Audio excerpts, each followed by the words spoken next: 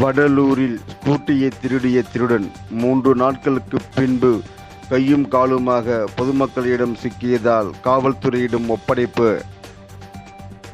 கடலூர் மாவட்டம் வடலூர் பார்வதிபுரத்தை சேர்ந்த கருணாநிதி இவருக்கு சொந்தமான ஸ்கூட்டியை கடந்த 3 நாட்களுக்கு முன்பு வடலூர் நகரத்தில் உள்ள தனியார் நிறுவனத்தில் முன்பு நிறுத்தி வைக்கப்பட்டிருந்த போது காணாமல் போனது என கூறப்படுகிறது. இது குறித்து அருகில் இருந்த சிசிடிவி கேமராவை ஆய்வு செய்தபோது சிவப்பு நிற சட்டையும் மற்றும் கட்டம் போட்ட லுங்கியும் அணிந்த நபர் ஸ்கூட்டியை எடுத்து செல்வது தெரிய வந்துள்ளது.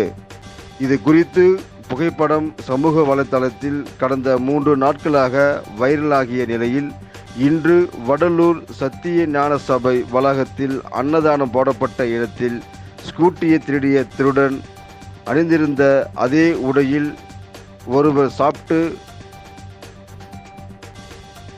சாப்பாடு வாங்க நின்றதை அறிந்த பார்வதிபுரம் மக்கள் அவரை பிடித்து விசாரித்தனர்.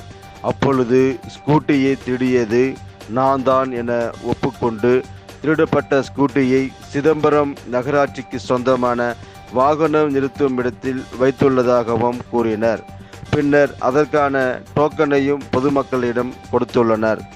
பின்னர் இது குறித்து வடலூர் காவல்துறையிடம் பார்வதிபுரம் மக்கள் தகவல் தெரிவிக்கவே விரைந்து வந்த காவல்துறையினர் ஸ்கூட்டியை திருடிய திருடனை மேற்படி விசாரணைக்காக அழைத்து சென்றனர்.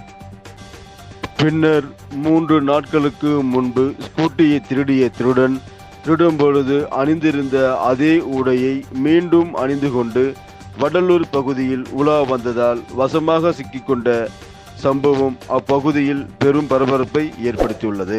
இதுபோல் அனைத்து செய்திகளையும் காண மனித உறுதி ETV சேனலை தவறாமல்